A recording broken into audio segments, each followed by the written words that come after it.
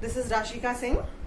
I'm again here with your chapter number system. 9th का first chapter है ये, जिसमें हमने क्या कर लिया था, इसमें हमने रैशनल नंबर तक कर लिया था। इसमें हमने पढ़ लिया था नेचुरल नंबर्स क्या होते हैं, होल नंबर्स क्या होते हैं, फिर इंटीजर्स क्या होते हैं, एंड रैशनल नंबर्स पढ़ लिए थे हमने जो पी अपॉन क्यू के फॉर्म में होते हैं, पी बाई क्यू के फॉर्म में होते हैं, ये हमने पढ़ लिया था। और लास्ट मैंने यहाँ लेक्चर छोड़ा था, वहां मैंने कहा था कि कुछ देखिए सोचिए कुछ नंबर्स छूट रहे हैं क्या, तो वही जो नंबर्स छूट रहे हैं उसी को आज हम डिस्कस करेंगे। That are irrational numbers. ठीक है, तो अब इररेशनल नंबर्स क्या होते हैं, सिर्फ क्या होते हैं यहाँ पे ये इंट्रोडक्शन होगा। क्यों होते हैं इसका प्रूफ तो खैर आपके 10th स्टैंडर्ड में है, लेकिन क्या होते हैं ये हम आज लेक्चर में पढ़ेंगे, और कैसे होते हैं ये हम नेक्स्ट लेक्चर में पढ़ेंगे। तो अभी सिर्फ आप ये समझ लीजिए आज के लेक्चर में सिर्फ और सिर्फ कि इररेशनल नंबर होते क्या है। ठीक है, क्यों होते हैं इररेशनल ये भी आज थोड़ा सा हम डिस्कस करेंगे, लेकिन मोस्टली हम आपके नेक्स्ट लेक्चर में इसको पढ़ेंगे। फिलहाल आज का जो हमारा टॉपिक है मेनली होगा that is irrational numbers. Irrational numbers as the name suggesting कि कोई ऐसा नंबर होगा जो रैशनल नहीं होगा, है ना। तो रैशनल होने के लिए क्या पॉलिसी थी भाई कि P अपॉन Q के फॉर्म में होना चाहिए नंबर, जहां पे Q should not equals to 0। यही भाई यही पॉइंट था ना, है ना।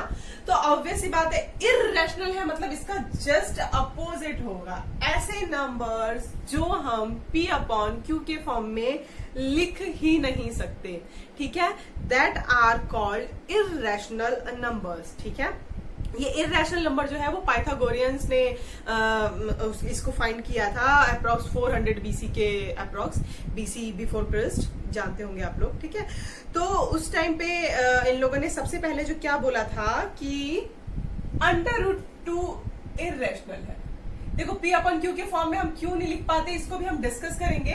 फिलहाल आप अपने दिमाग में इतना बिठा लीजिए, ऐसे नंबर्स जो हम P अपॉन Q के फॉर्म में नहीं लिख सकते वो नंबर्स इररेशनल नंबर्स होते हैं। ठीक है, रैशनल नंबर्स तक हम लास्ट अपने लेक्चर में कवर अप कर चुके हैं। इररेशनल हमारा नंबर है, इररेशनल नंबर को हम डिस्कस कर रहे हैं। तो इररेशनल नंबर्स वो होते हैं जो हम P अपॉन Q के फॉर्म में नहीं लिख सकते हैं। ठीक है, लाइक √2।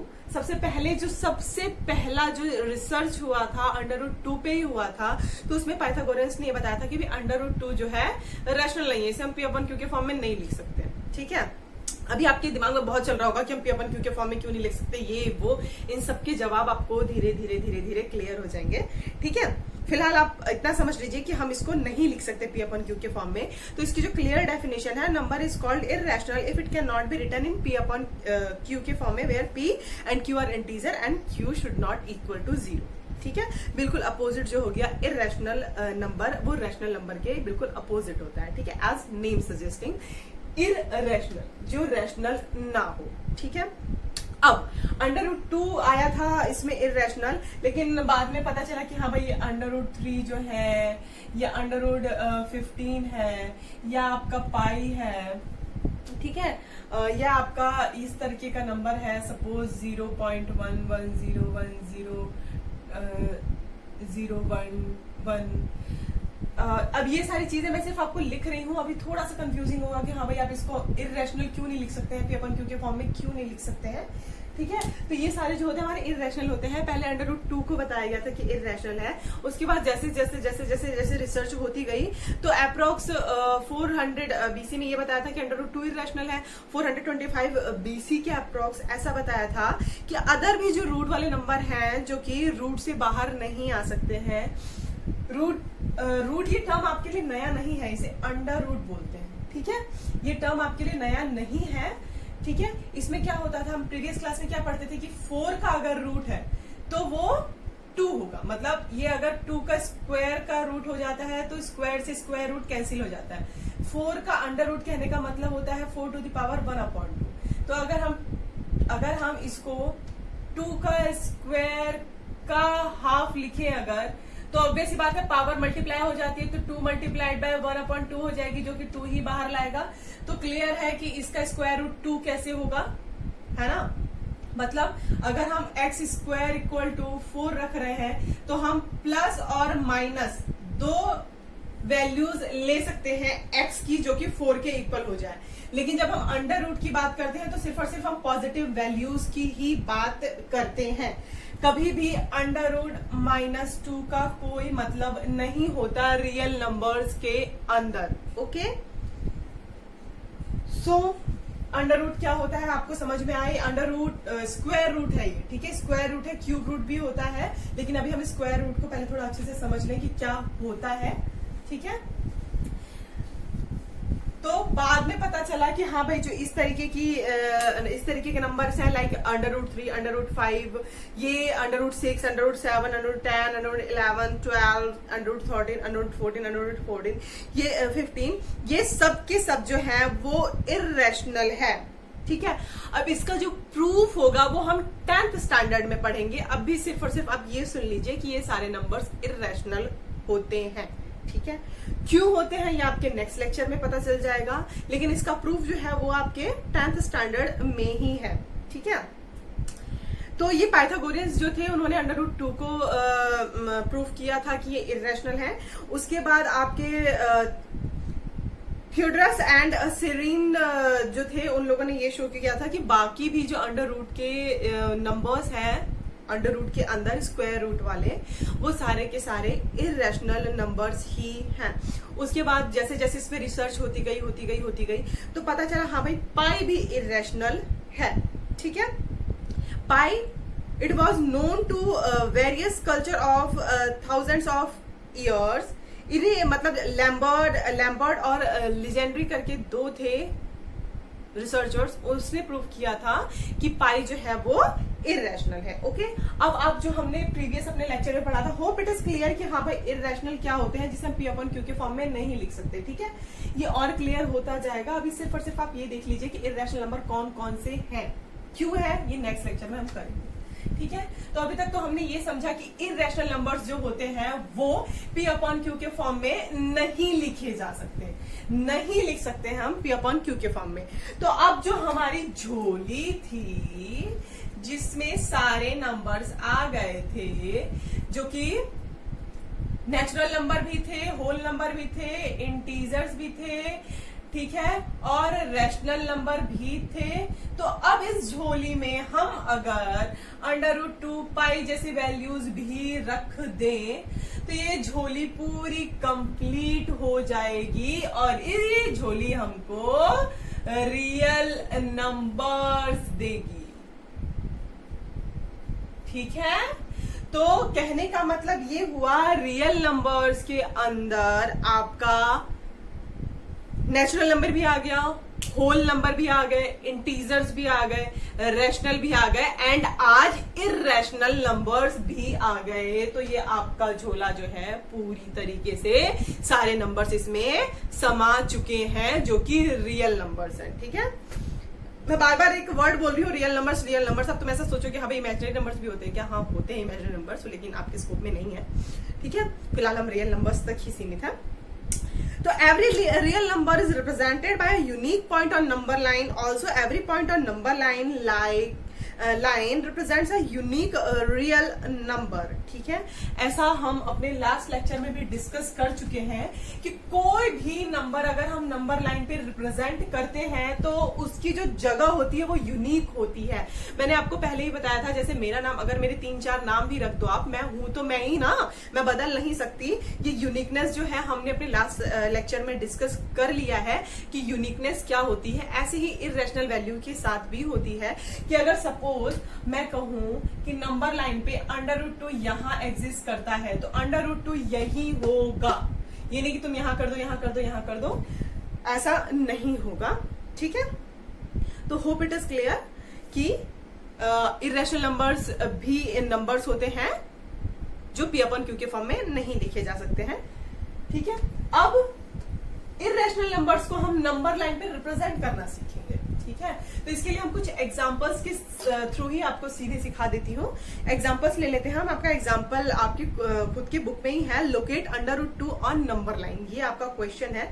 तो √2 को अगर हम नंबर लाइन पे रिप्रेजेंट करेंगे, यहाँ मैं ऐसे ही कर दे रही हूँ, लेकिन आप ज्योमेट्री बॉक्स की हेल्प से ही करिएगा, ठीक है। इस पे अगर हमें √2 रिप्रेजेंट करना है, ठीक है, √2 को रिप्रेजेंट करना है, ये क्वेश्चन है आपका, ओके, कि √2 को नंबर लाइन पे रिप्रेजेंट करना है तो हम कैसे करें, ठीक है। तो अगर हम यहां से 0 से स्टार्ट करते हैं तो 0 1 2 3 4 और सो ऑन, ठीक है। तो इस नंबर लाइन पे आपको क्या करना है, एक यूनिट स्क्वायर लेना है। यूनिट स्क्वायर, स्क्वायर क्या होता है, स्क्वायर स्क्वायर स्क्वायर, जिसकी पूरी चारों साइड्स जो होती है वो इक्वल होती है, स्क्वायर। और यूनिट, थोड़ी सा मेरा स्क्वायर सही नहीं बन रहा है स्क्वायर ये होता है जिसकी चारों साइड्स इक्वल होती हैं। और यूनिट स्क्वायर कहने का क्या मतलब हुआ कि इसकी जो साइड्स होंगी वो 1 होंगी। किसी भी कंडीशन में यूनिट जब हम लेते हैं तो उसकी वैल्यू 1 ही होती है। जैसे अगर मैं ट्राइंगल भी लूंगी, अगर मैं यूनिट ट्राइंगल बोलूंगी ना तो उसकी सारी साइड्स 1 होंगी। तो ऐसे यहाँ पे हम स्क्वायर ले रहे हैं, वो यूनिट स्क्वायर है, ठीक है। यूनिट स्क्वायर क्यों ले रहे हैं, अभी हम √2 को रिप्रेजेंट करेंगे जब नंबर लाइन पे, तो आपको क्लियर हो जाएगा। तो जो हम स्क्वायर ले रहे हैं वो यूनिट स्क्वायर ले रहे हैं, ठीक है। इर्रेशनल नंबर्स हम डिस्कस कर रहे थे, सॉरी मैंने क्वेश्चन मिटा दिया थोड़ा सा। √2 को हम रिप्रेजेंट कर रहे हैं, तो हम क्या ले रहे हैं, यूनिट स्क्वायर ले रहे हैं जिसकी सारी जो साइड्स है वो 1 1 1 1 है, ओके। तो उसको हम यहाँ पे ले सकते हैं ना, 0 से 1 ही हुआ ना, देखो 0 से 1 की दूरी हुई ना। इसे 1 सेंटीमीटर ले लोगे या 1 मीटर ले लोगे, डिपेंड्स ऑन यू, ठीक है। 1 सेंटीमीटर ही लेना। तो अगर आप इस पे स्क्वायर बनाते हो 1 का, तो it will be like this, है ना। थोड़ा मेरा रेक्टेंगल जैसा ज्यादा लग रहा है, बट एडजस्ट, ये सब 1 1 1 यूनिट का है, ठीक है। तो अब ये चीज 1 की है, ठीक है, ये चीज भी 1 की है, ये भी पूरे जो डिस्टेंस है ये 1 यूनिट है, और ये भी जो पूरी डिस्टेंस है ये 1 यूनिट की ही है, ठीक है। ये हमने यूनिट स्क्वायर लिया है, आपका इसका नाम है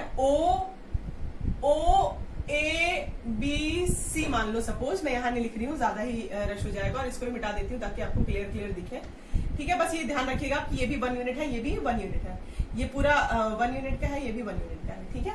अब हम इसमें क्या करेंगे, हमें √2 रिप्रेजेंट करना है नंबर लाइन के ऊपर, ठीक है। तो अब अगर मैं इसका डायगोनल ले लूं, ठीक है, अगर मैं इसका डायगोनल लेती हूं तो जरा सा ध्यान दीजिएगा। अगर मैंने सपोज यहाँ पे ऐसा ले लिया, ये वाला पार्ट, तो क्या ये राइट एंगल ट्राइंगल को नहीं रिप्रेजेंट करेगा? और जब ये राइट एंगल ट्राइंगल को रिप्रेजेंट कर रहा है तो इस पे क्या लग जाएगा, आपका पाइथागोरस थ्योरम लग जाएगा।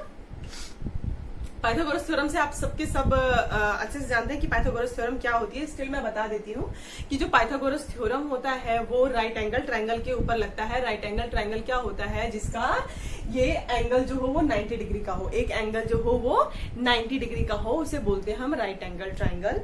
तो राइट एंगल ट्रायंगल पे ही पाइथागोरस थ्योरम लगती है। और पाइथागोरस थ्योरम क्या बोलती है कि अगर ये ट्रायंगल है, ठीक है, जो ये 90 डिग्री का है, अगर 90 डिग्री मतलब परपेंडिकुलर एकदम, हाँ, तो ये होता है परपेंडिकुलर, ये होता है बेस, और ये होता है आपका हाइपोटेन्यूज, ओके।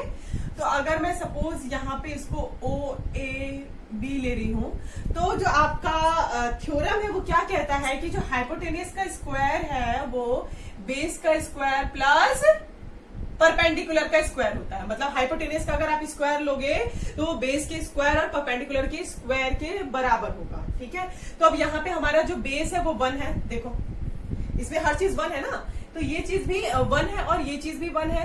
तो हाइपोटेन्यूज हमें निकालना है, हाइपोटेन्यूज हमें नहीं पता, ठीक है। बेस हमारा 1 यूनिट है, देख लो 1 यूनिट है, तो 1 यूनिट रख देंगे हम इसमें, 1 का स्क्वायर रख दे, ठीक है, आएगा तो 1 ही हो। Now if we will put perpendicular, वो भी 1 ही है हमारे पास, तो 1 का स्क्वायर हो जाएगा। ये फॉर्मूला आपने बहुत बार देखा होगा, अगर आपने नहीं देखा है या पाइथागोरस थ्योरम में कोई कंफ्यूजन है तो you can ask, I will explain you. Pythagoras theorem ये कहती है कि जो राइट एंगल ट्रायंगल का हाइपोटेन्यूज है वो बेस के स्क्वायर प्लस उसके परपेंडिकुलर के स्क्वायर के इक्वल होता है, जो हाइपोटेन्यूज का स्क्वायर होता है। ठीक है, तो मैंने सीधा सीधा वैल्यू रख दी है, इसमें कंफ्यूज मत होइएगा। ठीक है, हाइपोटेन्यूज ये चीज होती है, बेस ये चीज होती है, किसी भी ट्रायंगल का परपेंडिकुलर ये चीज होता है। ठीक है, नाउ 1 का स्क्वायर विल बी 1 एंड 1 का स्क्वायर विल बी 1। तो अगर मैं हाइपोटेन्यूज का स्क्वायर लूं तो ये 2 हो जाएगा ना, है ना, 2 हो जाएगा। तो जब भी हम एच स्क्वायर को मैंने 2 लिया है, अगर इसका स्क्वायर हटाते हैं तो यहाँ पे अंडर रूट लग जाता है ना। जब भी हम स्क्वायर हटाते हैं तो उधर √2 लग जाता है। ठीक है, क्यों? क्योंकि अगर दोनों साइड हम स्क्वायर रूट लें, अगर मैंने यहाँ पे स्क्वायर रूट ले लिया है, यहाँ भी स्क्वायर रूट लिया तो यहाँ भी स्क्वायर रूट लेंगे, तो स्क्वायर रूट यहाँ लेंगे तो इससे तो ये कैंसिल हो जाएगा, एच बाहर आ जाएगा और यहाँ पे अंडर√2 ही बचेगा। ठीक है, ये थोड़ा सा देखो क्या होता है कि नया नया हम करते हैं तो बहुत ही कंफ्यूजन होती है इसमें। Still if any confusion can ask. तो अब आपको समझ में आ गया होगा। तो जो हाइपोटेन्यूज है हमारा, जो ये वाली चीज थी हाइपोटेन्यूज, ये वाली चीज, ये हमारे पास अंडर√2 आ गई। कैसे आई, क्या आई, पाइथागोरस थ्योरम लगा के ये मैंने आपको एक्सप्लेन कर दिया है। Still if any confusion you can ask. ठीक है, तो ये वाली चीज हमारी अब अंडर√2 आ गई। ठीक है, ये हमारा OABC है सपोज। ठीक है, तो ये वाली चीज हमारी अंडर√2 आ गई। अब हम क्या करेंगे, हमने इतनी चीज अभी स्केल से ली थी 1 मीटर, ये 1 लिया था सेंटीमीटर और ये भी 1 सेंटीमीटर लिया था। नाप के लेना है ये आपको, मैं आपको बोर्ड पे सीधे बता रही हूँ, ऐसा नहीं करना है, आपको स्केल से इसकी मेजरमेंट लेनी है प्रॉपर। ठीक है, उसके बाद आप यहाँ पे अपना कंपास रखना। ठीक है, प्रकार से आप ऐसे करके रखोगे इतनी दूरी, अंडर√2 है ना, ये देखो कंपास में आप अपनी पेंसिल फंसाना और उस कंपास को यहाँ पे रखना, इतनी दूरी लेना जो कि अंडर√2 को रिप्रेजेंट कर रही है, और ऐसे करके यहाँ पे कट कर देना। मतलब ऐसे करके पेंसिल आपकी यहाँ पे कट होगी कहीं पे। ठीक है, ठीक है, कंपास भाई सर्कल कैसे लेते हो पता है ना, आर्क कैसे काटते हैं ये चीज तो पता ही होगी आपको।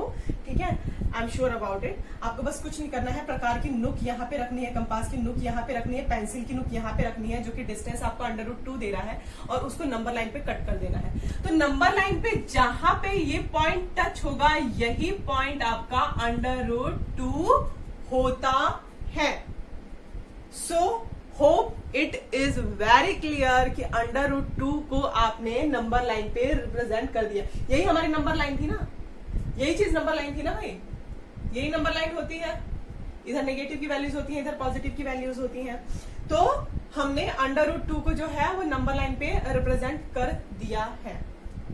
ठीक है, hope it is very clear. If any confusion you can ask. तो अंडर√2 को अगर हमें नंबर लाइन पे रिप्रेजेंट करना है तो हम इस तरीके से करेंगे। ठीक है, अब ऐसे ही जैसे अंडर√2 को हमने यहाँ पे रिप्रेजेंट कर लिया। ठीक है, तो आपका इसी में नेक्स्ट एग्जांपल है कि अंडर√3 को हम नंबर लाइन पे कैसे रिप्रेजेंट करेंगे। अभी हमने सिर्फ और सिर्फ इस लेक्चर में बेटा इर्रेशनल नंबर क्या होता है ये जाना है, क्यों होता है ये हम नेक्स्ट लेक्चर में अपने देखेंगे। सिर्फ और सिर्फ क्या होता है ये आप समझ रहे हैं। ठीक है, तो जो आपकी इरेशनल वैल्यूज हैं उसको हम नंबर लाइन पे कैसे रिप्रेजेंट कर रहे हैं। सबसे पहले तो अंडर√2 ही आया था ना हमारे पास इरेशनल, तो सबसे पहले उसी को सीख रहे हैं हम कि नंबर लाइन पे हम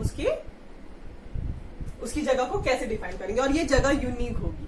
ठीक है, ये जगह यूनिक होगी, कोई भी और जगह इसकी नहीं होगी। ठीक है, now if will talk about, अगर हमें अंडर√3 को रिप्रेजेंट करना है तो हमारा अंडर√2 तो इतना हो गया ना, अंडर√2 ये वाली चीज हो गई ना,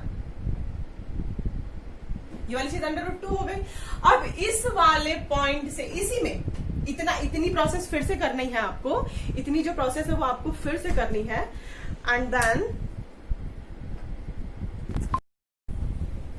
so if we have to represent under root three then we will do the same process again। मैं इस पे मैंने कर रखा है इसीलिए मैं इस पे आपको बता दे रही हूँ, बट आपको जब अंडर√3 रिप्रेजेंट करना है तो ये सारी प्रोसेस फिर से करेंगे। एंड देन जब आपके पास अंडर√2 आ जाएगा then what you have to do, इस वाले पॉइंट से आपको परपेंडिकुलर डालना है। परपेंडिकुलर मतलब 90 डिग्री का एंगल होता है। ठीक है, यहाँ पे आप प्रोटेक्टर रखेंगे अपना, और प्रोटेक्टर रख के 90 डिग्री का एंगल डालेंगे। ठीक है, ये कंस्ट्रक्शन आप जब बच्चे थे तो आप पढ़ रखा है आपने। स्टिल इफ एनी कंफ्यूजन के नास, यहाँ पे आपको प्रोटेक्टर रखना है और 90 डिग्री का एंगल डालना है। ठीक है, तो ये 90 डिग्री का एंगल हो गया। इस तरीके से आपको ये जो 90 डिग्री डालना है ये भी 1 सेंटीमीटर का ही लीजिएगा। ठीक है, तो ये √2 का हो गया, ये 1 का हो गया। ठीक है, अब इस पे पाइथागोरस थ्योरम लगाइए। अब ये वाली चीज आपकी ऐसी हो जाएगी ना, लाइक ये स्क्वायर रूट था, then if we are taking like ऐसे हो जाएगा ना। इसको मैं इरेज नहीं कर रही हूं, sorry, it will be like this. हाँ, ये वाली चीज मैं हटा देती हूँ आपकी। ओके, तो मैंने कुछ भी नहीं किया है, सिर्फ और सिर्फ आपका जो √2 हमारा आ गया था उस वाली लाइन पे परपेंडिकुलर डाला है, वो 1 सेंटीमीटर का होना चाहिए। ठीक है, वो 1 का लिया हमने। Then now what we have to do next is, इस पे आप पाइथागोरस थ्योरम लगाएंगे, क्योंकि हमने परपेंडिकुलर दिया ना, ये 90 डिग्री का एंगल हुआ। इसका जो ये परपेंडिकुलर है ये 1 है, और इसका जो बेस है वो √2 है। अब डाल दो फॉर्मूला में, जो कि हमें बताता है कि हाइपोटेन्यूज का जो स्क्वायर है, ये हाइपोटेन्यूज, सपोज ये इसको डी मान लो, इसको तो ओ है ये। ठीक है, ठीक है, तो if we are taking hypotenuse square, then it will give us hypotenuse का square will be perpendicular square, that is 1। मैं सीधे वैल्यूज रख रही हूँ। ठीक है, परपेंडिकुलर का स्क्वायर प्लस बेस का स्क्वायर होता है √2 का स्क्वायर हो जाएगा यहाँ पे। ठीक है, होप इट इज क्लियर। कुछ भी नहीं है, बस √2 तक एज इट इज करना है मेथड जो मैंने आपको बताई है वो, और √3 के लिए सिर्फ और सिर्फ परपेंडिकुलर डालना है, और यही प्रोसेस फिर से सेम करनी है। अब बेस आपके पास √2 था, ये 1 का स्क्वायर 1 ही रहेगा, √2 का स्क्वायर 2 हो जाएगा। स्क्वायर से स्क्वायर रूट कैंसिल आउट हो जाता है, ये हम अभी बहुत बार डिस्कस कर चुके हैं। ठीक है, नाउ √2 यहाँ पे है रिप्रेजेंटेड। ओके, अब हम इसको क्या बोलेंगे, 3 हो जाएगा और h स्क्वायर हो जाएगा। अगर हम इसका स्क्वायर रूट लें बोथ साइड, तो this will give us h is equal to √3। इससे स्क्वायर से स्क्वायर रूट कैंसिल हो जाएगा और h विल बी √3। तो मतलब ये वाली जो आपकी सॉरी, अगर ये वाली वैल्यू की हम बात करें, दिस विल बी √3। ठीक है, अब यही वही सेम आप प्रोसेस कीजिएगा। यहाँ पे अपना जो कंपास होगा उसको रखिएगा, पेंसिल की नोक यहाँ रखिएगा और बराबर घुमा के ले जाइएगा, तो यहाँ कहीं √3 की वैल्यू आएगी। तो नंबर लाइन पे यहाँ पे √3 को आप रिप्रेजेंट कर सकते हैं बहुत इजीली। ऐसे ही आपको अगर अब आगे रिप्रेजेंट करनी है √रूट की वैल्यूज, तो आप ऐसे ही एज इट इज आगे चलते जाएंगे। ठीक है, सेम प्रोसेस को आप फॉलो करेंगे। इसके कहने का मतलब ये हुआ, you have to locate √n for positive integers n after n minus has been located. मतलब आप कोई भी √n को रिप्रेजेंट करते हो अगर उसका n-1 रिप्रेजेंटेड था, जैसे कि यहाँ पे हमें 3 को रिप्रेजेंट करना था, तो इसमें √3-1 दैट इज √2 पहले से ही रिप्रेजेंटेड था। मतलब उसका जो अगर n आप n लेते हो, सपोज n 5 लेते हो, तो उसका n-1 मतलब 4 रिप्रेजेंटेड होना चाहिए, मतलब 2 की वैल्यू रिप्रेजेंट होनी चाहिए। मतलब it is very clear, not at all any confusion, कि अगर आपको √n को नंबर लाइन पे रिप्रेजेंट करना है तो √n-1 पहले से ही रिप्रेजेंट करना पड़ता है।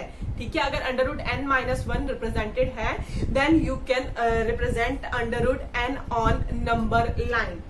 सो दैट्स ऑल फॉर टुडे। हमने सिर्फ और सिर्फ आज इतना डिस्कस किया है कि इर्रेशनल नंबर्स होते क्या है। इर्रेशनल नंबर्स वो होते हैं जिसे हम p अपन q के फॉर्म में नहीं लिख सकते हैं, और इसके बहुत सारे एग्जांपल्स हमने देखे। और जो इर्रेशनल नंबर्स होते हैं उसको नंबर लाइन पे कैसे रिप्रेजेंट करते हैं, उसका एक मेथड देखा है हमने। एक और मेथड है, वो अभी आपके जो नेक्स्ट चैप्टर्स आएंगे उसमें हम देखेंगे। तो it was very simple, hope it is clear. If any confusion you can ask. Bye.